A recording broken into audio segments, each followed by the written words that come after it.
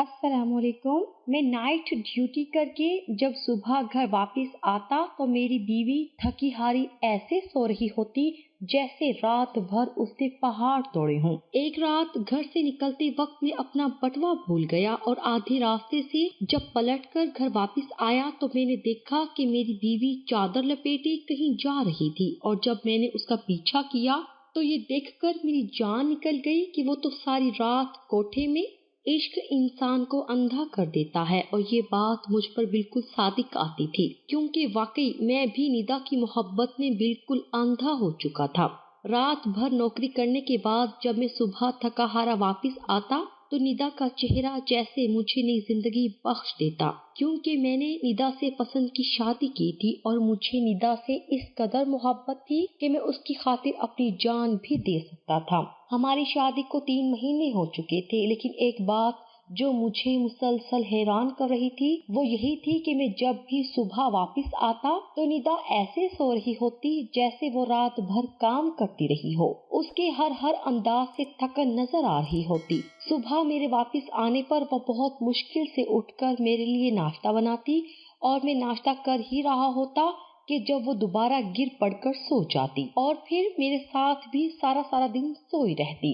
گھر میں میرے اور ندا کے علاوہ کوئی تیسرا شخص موجود نہیں تھا کہ ندا کو جس کی وجہ سے کام کرنا پڑتا وہ میرے سامنے ہی شام کے وقت گھر کا سارا کام نپٹا لیتی اور اس کے بعد میرے کام پر جانے کے وقت تک وہ بالکل فارغ ہو چکی ہوتی۔ میں نے کئی دفعہ ندا سے باتوں میں یہ جاننے کی کوشش کی تھی کہ رات کو وہ ایسا کیا کرتی ہے کہ جس کی وجہ سے اسے اتنی زیادہ تھکن ہو جاتی ہے، لیکن ندا ہمیشہ یہی کہتی کہ وہ میرے جاتے ہی سو جاتی ہے، اسے ہمیشہ سے ہی نیند بہت زیادہ آتی ہے، اور میں ندا کی بات سن کر مطمئن ہو جاتا۔ میں ایک سیکیورٹی گارڈ تھا اور مجھے ایک کمپنی میں ساری رات ڈیوٹی دینی ہوتی۔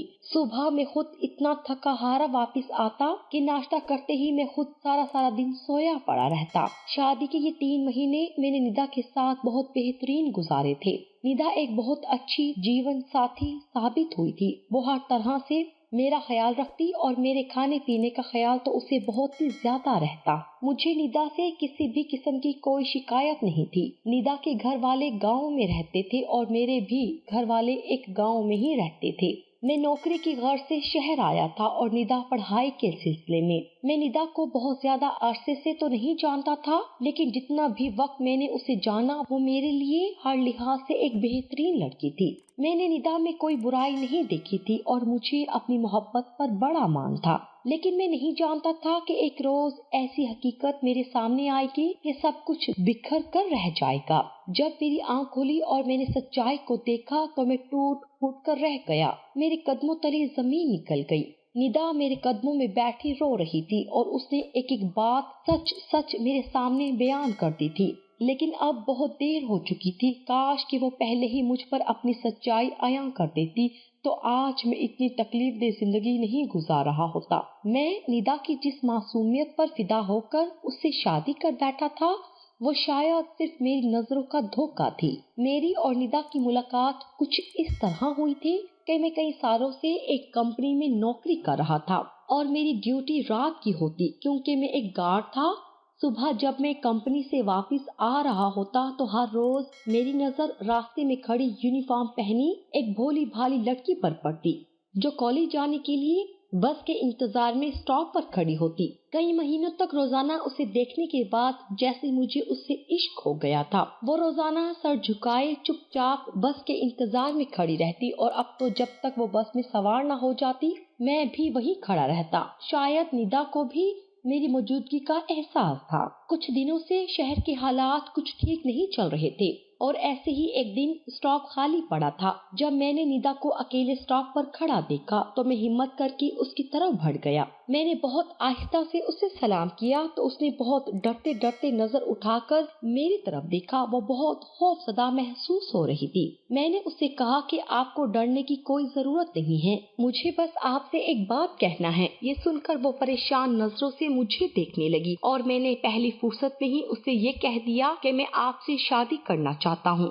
मेरी बात सुनकर निदा उछल गई और आंखें फाड़ फाड़ कर मेरा चेहरा देखने लगी। मैंने उसे यकीन दिलाने की कोशिश की कि मैं बिल्कुल सच कह रहा हूँ और वाकई मेरे दिल में उसके लिए मोहब्बत के सच्चे जज्बात हैं। निदा की नजरों में मेरे लिए बिल्कुल बेयकीनी थी। उस दिन बहुत देर खड़ा रहने के बावजूद भी बस नहीं आई थी और मैं हिम्मत करके निदा से बात करता चला गया। हैरत की बात ये थी कि उस दिन निदा के अलावा कोई भी लड़की कॉलेज जाने के लिए स्टॉप पर नहीं आई थी, इसीलिए मुझे निदा से ज्यादा बात करने का मौका मिल गया। लेकिन मैंने एक दफा भी ये नहीं सोचा कि निदा अकेली क्यों इतने खराब हालात में कॉलेज के लिए निकल आई है। मेरी तो जैसे लॉटरी निकल आई थी। काफी देर मैंने निदा को अपनी मोहब्बत का यकीन दिलाया और आखिर में मुझे महसूस होने लगा कि जैसे उसे मेरी बातों पर यकीन आने लगा है।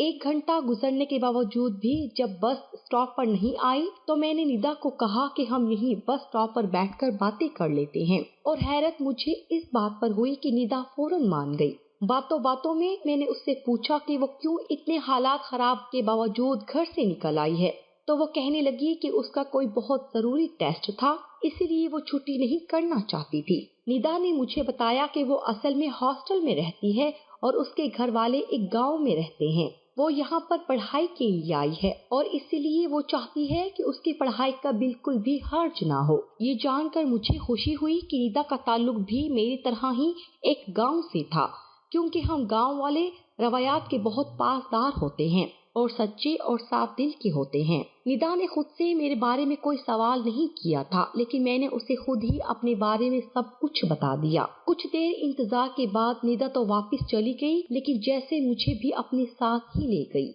मैं सारा दिन उसी के बारे में सोचता रहा और वो मेरे हवासों पर इस कदर छा गई कि मैंने जब भी सोने के लिए आंखें बंद की, उसका चेहरा मेरी आंखों में उतर आता और उसकी मीठी सी आवाज मेरे कानों में रस घोलने लगती। लेकिन मुझे क्या खबर थी कि उस मासूम से चेहरे के पीछे इतना भयानक सच छुपा हुआ है कि जिसे जानने के बाद वाकई मेरी नींदें उड़ जाएंगी। अगले कुछ दिन तक मेरी और निदा की मुलाकात रोज इसी तरह बस स्टॉप पर होने लगी। अब वो वक्त से कुछ पहले ही बस स्टॉप पर आ जाती और मैं भी कंपनी से निकलकर अपने लिए बस लेने की बजाय काफी देर उसके साथ बातें करता रहता। जैसे जैसे मैं निदा को जान रहा था, मुझे खुशी हो रही थी कि मैं जिससे मोहब्बत करता हूँ वो एक बहुत अच्छी लड़की है। निदा कुछ देर मुझसे बातें करती और फिर कॉलेज के लिए रवाना हो जाती। निदा के दिल में भी मेरे लिए जज्बात जन्म ले चुके थे और अब हमारी मोहब्बत परवान चढ़ रही थी। अचानक ही एक दिन निदा मुझसे कहने लगी कि उसके घर वाले उसे वापस गांव बुला रहे हैं और वो उसकी शादी करवाना चाहते हैं। ये सुनकर तो जैसे मेरे तन बदन में आग लग गई और मैंने कहा कि तुमने ऐसा सोचा भी कैसे कि तुम किसी और की हो सकती हो। अचानक ही मेरा लहजा बदल गया था और निदा मुझे देखकर परेशान हो रही थी। वो कहने लगी कि वो कुछ नहीं कर सकती है, उनके खानदान में बिरादरी से बाहर शादी नहीं होती। मैंने निदा से कहा कि अगर ऐसी बात है तो तुम और मैं अभी शादी कर लेते हैं, बाद में तुम्हारे घर वालों को इस बारे में इत्तला कर देंगे। पहले तो निदा ने पसो पेश की और आखिर में वो मान गई और हम दोनों ने अगले ही रोज कोर्ट मैरिज कर ली। निदा जब कॉलेज जाने के लिए बस स्टॉप पर आई तो वो कॉलेज जाने की बजाय मेरे साथ चली आई और हम दोनों ने एक दूसरे के साथ शादी की और मैं निदा को उसी वक्त अपने घर ले आया जहाँ मैं अकेला रहता था। ये एक कमरे का छोटा सा घर था। कुछ वक्त मेरे साथ गुजारने के बाद उसने कहा कि उसे हॉस्टल वापस जाना है। मैंने कहा कि अब हॉस्टल जाने की क्या जरूरत है, तुम अपना सामान लेकर यहीं मेरे घर आ जाओ। हम दोनों शादी कर चुके हैं और एक जायज रिश्ते में बनने के बाद तुम्हें भला एक ऐसी जगह रहने की क्या जरूरत है। लेकिन निदा ने कहा कि फिलहाल वो हॉस्टल नहीं छोड़ सकती है।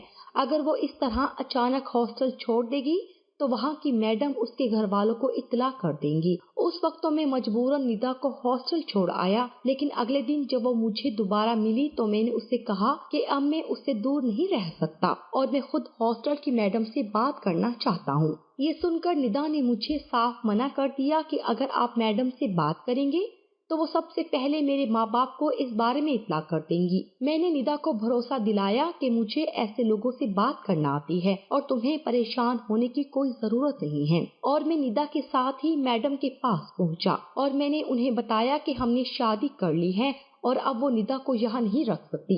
ये सुनते ही मैडम शोर मचाने लगी। मैं जानता था कि ऐसे लोगों को किस तरह खामोश कराया जा सकता है। मैंने उनसे एक कीमत तय की जिस पर वो खामोश हो गई। मैंने कहा कि जब भी निदा के घर वाले आए तो वो उन्हें मेरे पते पर भेज दे, लेकिन अभी इस बारे में उन्हें आगाह करने की कोई जरूरत नहीं है। और मैं निदा को अपने साथ ले आया। निदा बहुत ज्यादा खौफज़दा थी, लेकिन मैंने उसे भरोसा दिलाया कि वक्त के साथ साथ सब कुछ ठीक हो जाएगा और जब उसके घर वालों तक ये बात जाएगी तो हम दोनों की शादी इतनी पुरानी हो चुकी होगी कि वो फिर उसे अपने साथ ले जाना नहीं चाहेंगे। मेरी बात सुनकर निदा कुछ मुतमईन हो गई और हम दोनों ने एक बेहतरीन अज़दवाजी जिंदगी का आगाज किया। मैं खुद को एक बहुत खुश नसीब आदमी समझ रहा था जिसने मोहब्बत को पा लिया था, लेकिन मुझे क्या पता था कि मैंने तो खुद अपने रास्ते में कांटे बिछा लिए थे। निदा मेरे साथ मेरे घर में रहती थी।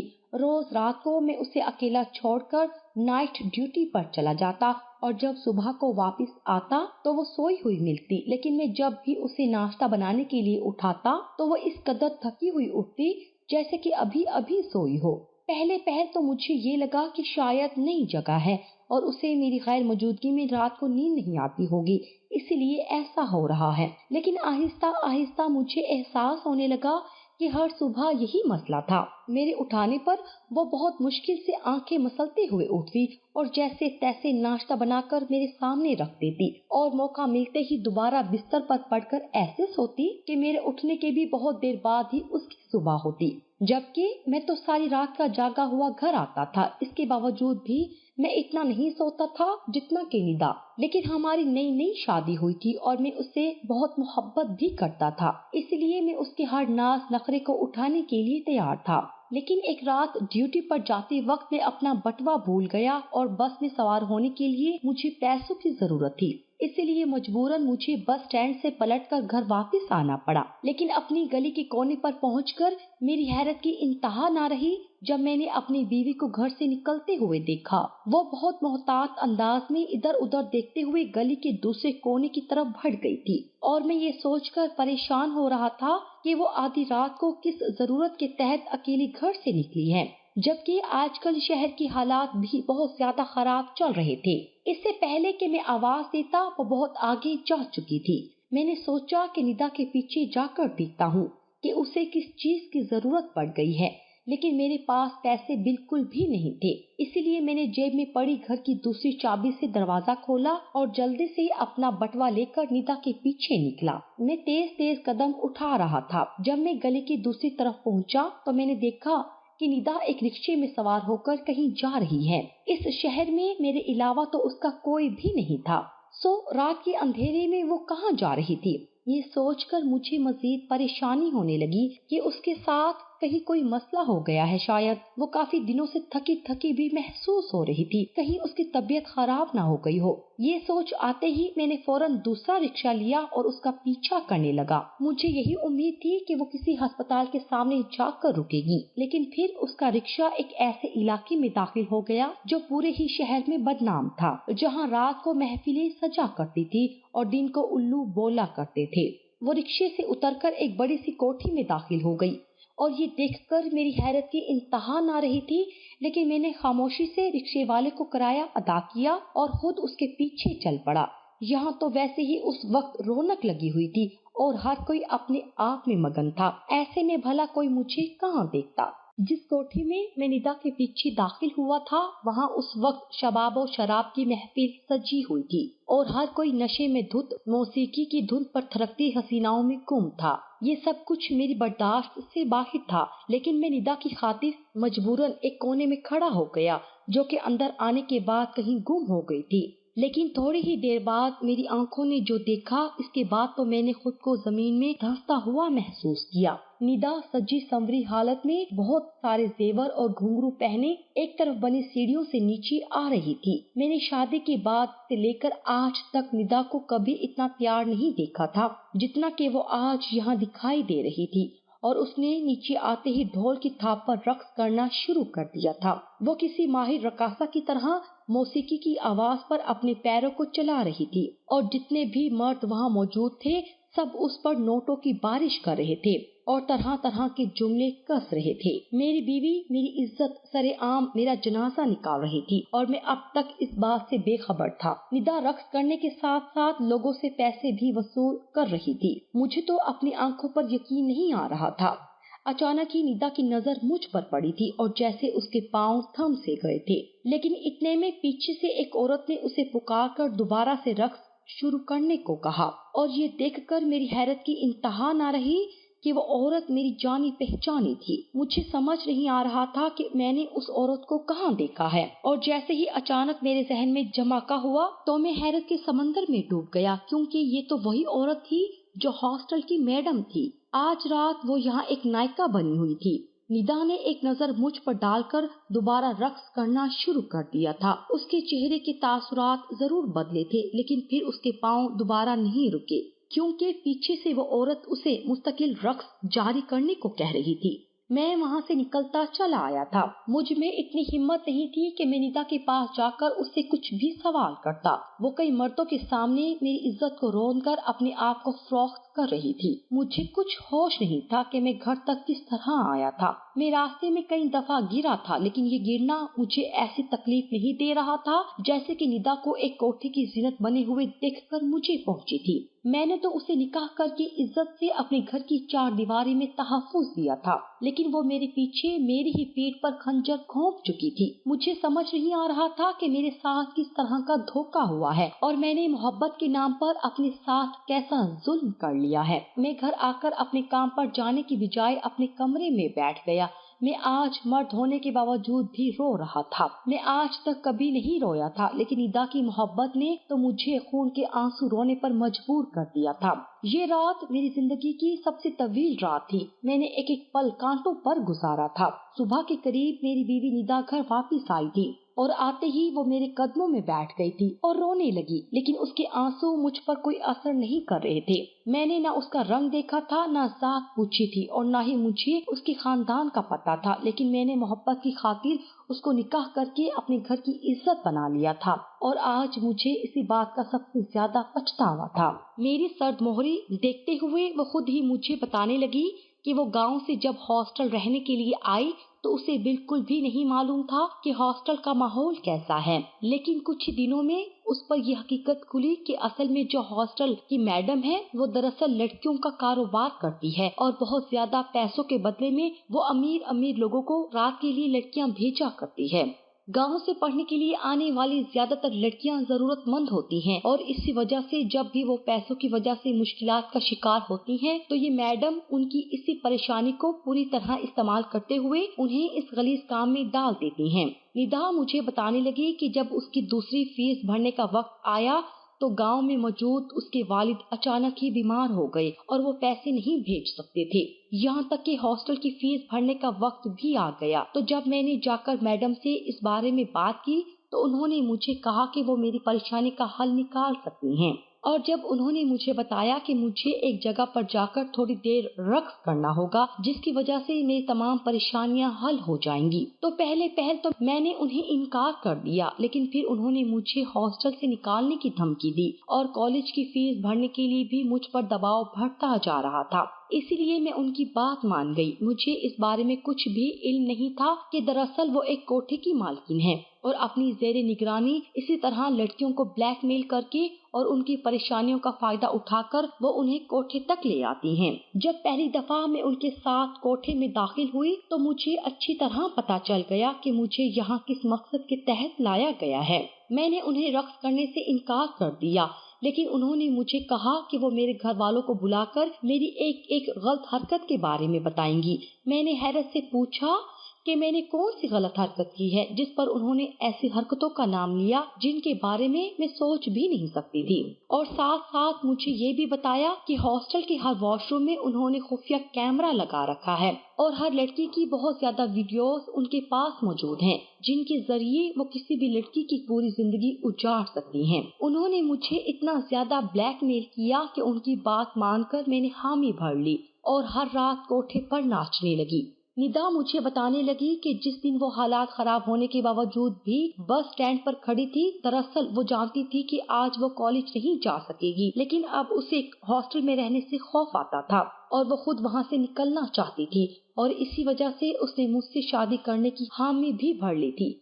जब मैडम को ये बात पता चली तो पहले तो उन्होंने मुझे बहुत डराया धमकाया, लेकिन फिर इस कीमत पर इजाजत दे दी कि मैं उनकी कमाई बंद नहीं होने दूंगी और अगर मैं किसी रात ना आई तो वो आपको सारी हकीकत बता देंगी। और सिर्फ इतना ही नहीं, उनके पास जो मेरी वीडियोस हैं वो उसे भी दुनिया के सामने पेश कर देंगी। इसी खौफ की वजह से मजबूर होकर हर रात को मैं कोठे पर जाती और सारी सारी रात रक्स करके जो भी पैसे हासिल होते वो मैडम के हाथ में रखकर खुद खाली हाथ वापस चली आती। ये कहकर निदा खामोश हो गई थी। उसकी आंखों में आंसू थे और उसका पूरा वजूद लर्ज रहा था। मैंने उसकी आंखों में हमेशा एक खौफ सा महसूस किया था और आज मुझे उसकी वजह समझ में आ गई थी। गांव से आने वाली मासूम लड़कियों के साथ आजकल शहर के ज्यादातर हॉस्टल में ऐसा ही सलूक हो रहा था।